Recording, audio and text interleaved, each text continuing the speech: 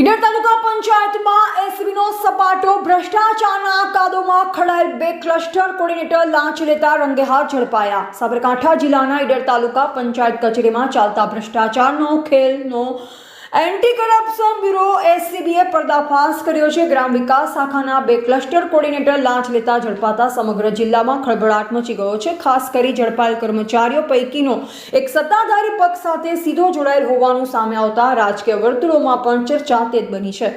મળતી વિગત મુજબ ઈડર તાલુકા પંચાયતની ગ્રામ વિકાસ શાખામાં ફરજ બજાવતા કમલ પટેલ અને જીનલબેન બંને ક્લસ્ટર કોર્ડિનેટર દ્વારા કોઈ કામના બદલામાં અરજદાર પાસે લાંચની માંગણી કરવામાં આવી। ભ્રષ્ટાચારથી કંટાળેલ અરજદારે આ અંગે એસીબીનો સંપર્ક કર્યો, જે આધારે એસીબીની ટીમે છટકું ગોઠવીને લાંચની રકમ સ્વીકારતા જ બંનેને એજન્ટ સાથે દબોચી લીધા હતા।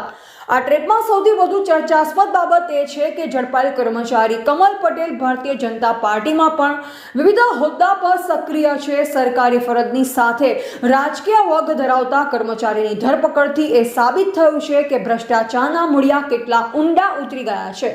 ટ્રેપ બાદ તુરંત જ ભાજપના અનેક સ્થાનિક હોદ્દેદારો પણ તાલુકા પંચાયત ખાતે દોડી આવ્યા, જે અનેક સવાલ ઊભા કરે છે। કચેરીમાં સન્નાટો, અધિકારીઓ ભૂગર્ભમાં। એસીબીની આ કાર્યવાહીના પગલે ઈડર તાલુકા પંચાયતના અન્ય લાચાર કર્મચારી અને અધિકારીઓમાં ભારે ફફડાટ વ્યાપી ગયો છે।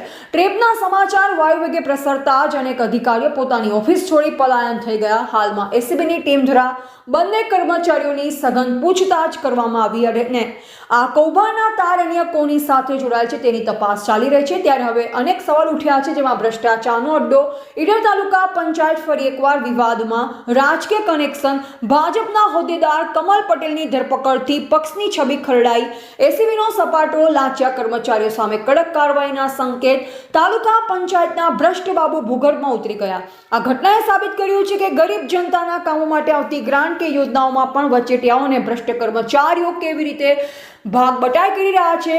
હવે જોવાઈ રહે છે કે એસીબીની તપાસમાં અન્ય કેટલા મોટા માથાઓના નામ બહાર આવે છે।